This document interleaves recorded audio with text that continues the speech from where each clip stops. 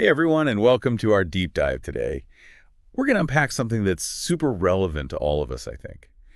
Personal finance. hmm But not in like that, dry, boring way. Right. We're looking at Deeper Than Money by Chloe Elise, and it's been making some waves, Yeah. for its really unique approach to the whole topic of personal finance. And we've got a ton of great sources for you guys today, like reviews and summaries, even some background on Chloe herself. Absolutely. We really want to give you a complete picture of the book and what it's all about. Okay, so let's just jump right in. Have you ever felt that kind of like weird, almost shame around money? Even when Yeah. you're trying to be responsible with it, Well, yeah. there's Yeah, I that do. feeling like you're doing something wrong somehow. Well, you're not alone. And that's exactly what Chloe tackles in Deeper Than Money. It's all about getting past those icky feelings. Yeah, and one of the most fascinating things about this book is how Chloe digs into the psychology behind our relationship with money, like why we feel the way we do about it. you know? She points out that a lot of this shame comes from external pressures like society and how we were raised around money. Totally. It's like we inherit these beliefs about money without even realizing it. Exactly. It's not just about the numbers in your bank account. Right. It's about understanding those deep-seated emotions and beliefs that we've kind of absorbed about money. And the best part is Chloe doesn't just talk the talk. She's walked the walk. She shares a really relatable story in the book about how she paid off $36,000 of debt Wow. in just 18 months. And get this, she did it while traveling and enjoying her 20s. That's incredible. Yeah, it's like she shows you that you don't have to live this life of total deprivation to be financially free. Right. Like you can still have fun and enjoy life. Exactly. And that's an important message, especially for younger people who are just starting out. Absolutely. It's not about putting your life on hold until you reach some arbitrary financial goal. Right. It's about finding a balance and enjoying the journey. And I think that's what makes Chloe's approach so refreshing. It feels really authentic and relatable. Like you're getting advice from a friend who's been there, not some out-of-touch financial guru. I totally agree. It's like she's saying, hey, I've been in your shoes. I get it. Exactly. And because she's sharing her own experiences, it makes the advice feel so much more real and achievable. It does. And speaking of achievable, Deeper Than Money is all about finding your way to wealth. hmm No cookie cutter plans here. Oh, totally. That's one of the things that sets this book apart. It's not about following some rigid set of rules. It's about figuring out what works best for you and your unique circumstances. Exactly. Because let's be real, those one-size-fits-all plans, they rarely work for everyone, do they? No, they don't. And they often lead to burnout and frustration. No. People try to force themselves into a mold that just doesn't fit, and then they give up entirely. It's like setting yourself up for failure. Exactly. Deeper Than Money encourages you to embrace your individuality and create a financial plan that aligns with your values and your goals. I love that. So it's not about deprivation or restriction. It's about Right. finding a path that feels good and sustainable for you. Exactly. Awesome. All right, so we've talked about the psychological side of money and the importance of finding your own path. Yep. But what about the actual nitty-gritty of managing money? Well, Deeper Than Money has got you covered there too. It's packed with practical tips and advice on everything from budgeting and saving to investing and paying off debt. Okay, so it's not just all like airy-fairy mindset stuff. No, and not at all. Chloe provides actionable strategies that you can actually implement in your life.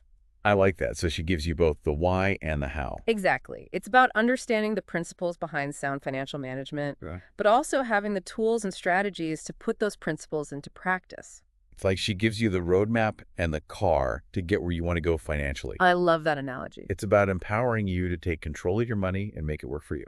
Absolutely. Awesome. So we've talked about the emotional side of money, the importance of finding your own path, and the practical tips.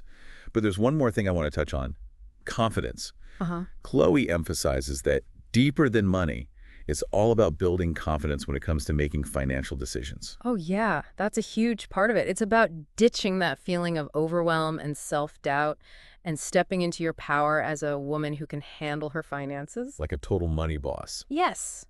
It's about feeling empowered and capable of making smart choices with your money. And not being afraid to ask for what you deserve. Exactly. And you know what?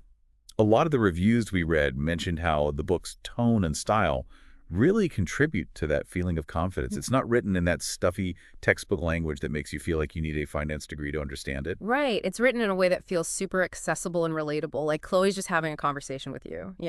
Totally. And she uses a lot of humor and modern references, which makes it even more engaging, especially for younger audiences. It's like, hey, personal finance doesn't have to be boring. Exactly. It can actually be fun and even empowering. And you know what else is empowering? Seeing results. And we saw tons of reviews from people who are actually using the tips from the book and seeing positive changes in their lives. That's so awesome. It's one thing to read about financial advice, but it's another thing entirely to actually put it into practice and see it work. Right. And it seems like Deeper Than Money is really helping people do that. They're paying off debt, saving more money, and feeling more confident about their financial futures. That's incredible. It's so inspiring to hear that people are finding real value in this book and making positive changes in their lives. Totally. Now, it's important to acknowledge that while the book has been super well received overall, it might not be for everyone. Right. We did see a few reviews where people felt like certain sections were a bit repetitive or they just didn't quite connect with the tone. Yeah, and some folks wished for a bit more in-depth coverage of certain financial topics. Like they wanted to dive even deeper into the technical stuff. That's a fair point.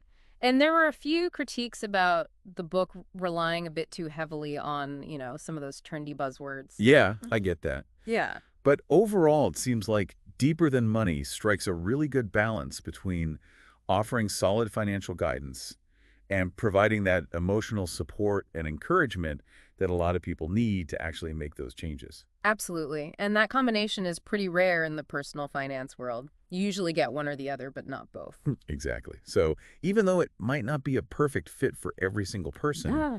it seems like Deeper Than Money is resonating with a lot of people and making a real difference in their lives. I agree. It's definitely a book worth checking out if you're looking for a fresh, empowering approach to personal finance. And don't forget, you guys can find a link to the book in the episode description.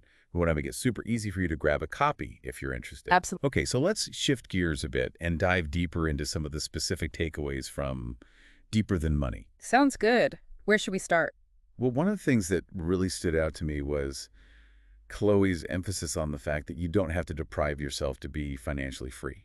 It's not about living on ramen noodles and never doing anything fun. Oh, totally. She really pushes back against that whole sacrifice everything to save money mentality. Like, you can enjoy your life, Andy. Be smart with your money. Yeah, it's about making conscious choices that align with what you truly value.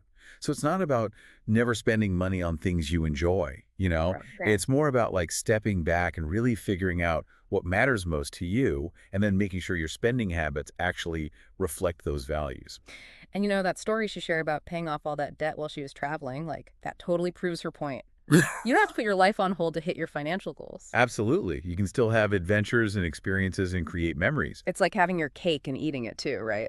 Exactly. Well, kind of. It's about finding that sweet spot, Yeah. between enjoying the present moment and planning for the future.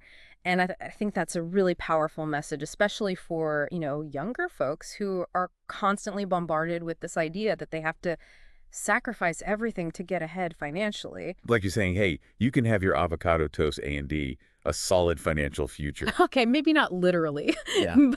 but you get the idea. It's about finding that balance and not feeling guilty about enjoying your life while you're also working towards building wealth. I love that. Okay, so let's talk about your money story, because I think this is where things get really interesting. Chloe talks a lot about how our experiences growing up, like those early messages we receive about money, they can really shape our beliefs about money, even if we don't realize it. Oh, absolutely. It's like we all have these kind of like hidden money scripts running in the background, And sometimes those beliefs can actually sabotage our efforts to reach our financial goals. Yeah. It's crazy how much our subconscious can influence our behavior with money, right? It is. It's like we're operating on autopilot sometimes. Let's think about this for a second. Mm. If you grew up, in a household where money was always tight, or maybe you heard messages like, rich people are greedy, or money is the root of all evil, well, those ideas can stick with you and influence how you handle money as an adult. Totally. It's like those messages become part of our operating system for how we interact with money. Right. And sometimes we don't even realize it. Exactly. So a big part of Chloe's approach is about, shining a light on those beliefs and then consciously choosing to change them if they're not serving us. It's like rewriting the script of your financial life. Yeah. It's about creating a new, more empowering story about money. Yeah. Seeing it as a tool that can help you achieve the things that are important to you rather than something to be feared or ashamed of. I love that. It's like reframing your whole perspective on money. And Exactly. I think that's where the whole confidence AF idea comes in, right? It's about feeling like, hey, I've got this. I can handle my money. I can make smart decisions. I don't need to feel ashamed or scared. Right. It's about owning your financial situation and trusting yourself to make the best choices for your unique circumstances. Yeah. Okay, so let's talk about some practical stuff because Chloe doesn't just leave you with these, high-level concepts. She actually gives you concrete steps you can take to improve your finances. Oh, absolutely. One of the tips that really resonated with me was the idea of aligning your spending with your values. So she talks about being really intentional about where your money goes and making sure that it's actually supporting the things you truly care about. Oh, yeah. I loved that part. Like, what did you think about that? Did anything specific come to mind for you when you were reading that section? Hmm. Yeah. For me, it was about, realizing that I was spending a lot of money on clothes, even though I actually value experiences more than material possessions. Hmm. So I started to consciously shift my spending towards travel and concerts and, things that I would actually remember and cherish. That's awesome. See, that's what I love about this book. It's not about like, cutting out all the things you enjoy. It's about making choices that feel good to you. Like if you're passionate about, say, supporting local businesses, maybe you choose to spend a little extra to buy produce from the farmer's market instead of the big chain grocery store. Right.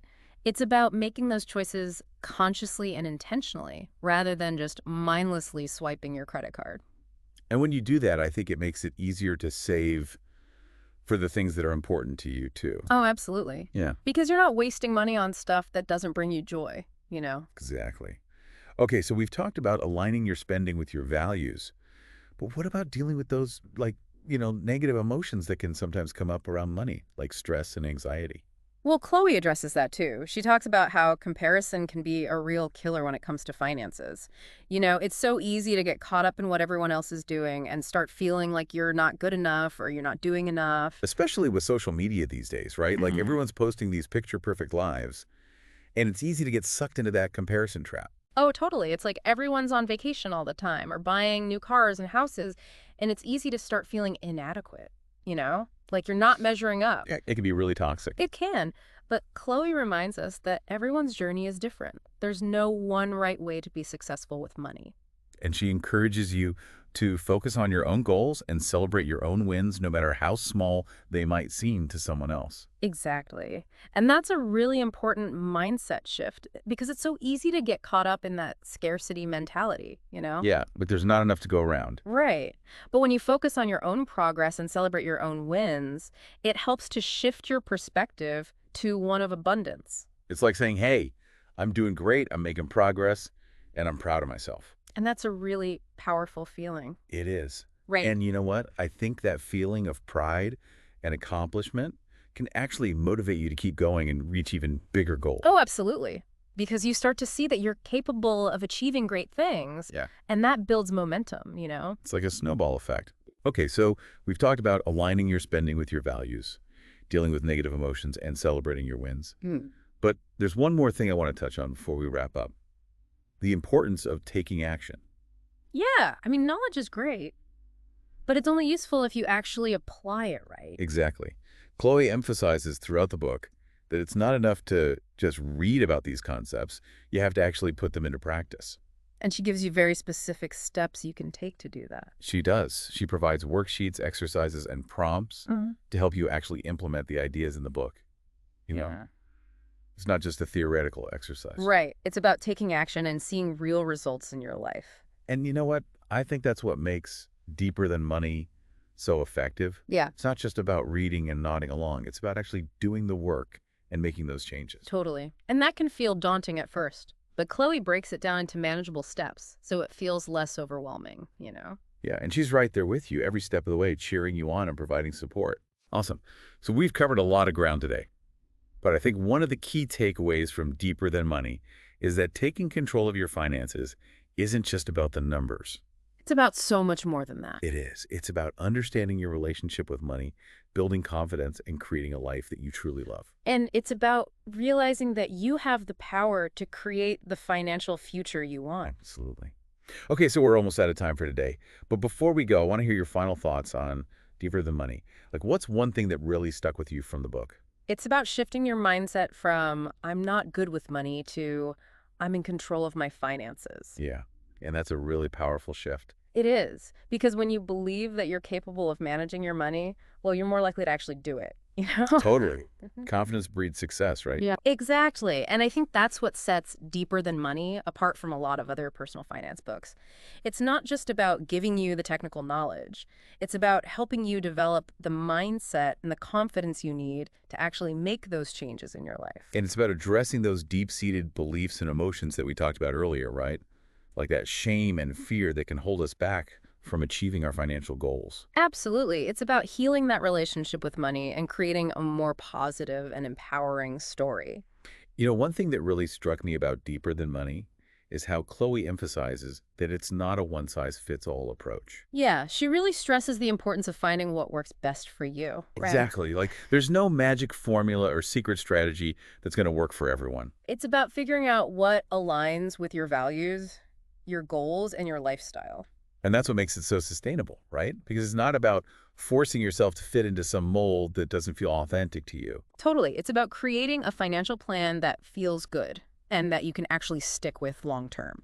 And that brings us back to that idea of confidence, right? Yeah. Because when you're confident in your ability to manage your money, you're more likely to make choices that are in alignment with your best interests. Exactly. And you're less likely to be swayed by, those external pressures that we talked about earlier, like keeping up with the Joneses or trying to impress people on social media. It's about being true to yourself and your own financial goals. Absolutely. Okay, so we've talked a lot about the key takeaways from Deeper Than Money, Yeah. but I'm curious, what's one thing that really stuck with you personally? Like, what's something you're going to take away from this book and apply to your own life?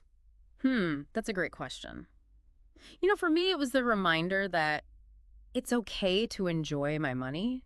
I don't have to feel guilty about spending money on things that bring me joy as long as I'm also being responsible and saving for my future. That's a good one. That's all about finding that balance, right? It is. And for me, that was a really liberating realization. Yeah, I can see that. What about you? Anything in particular that resonated with you?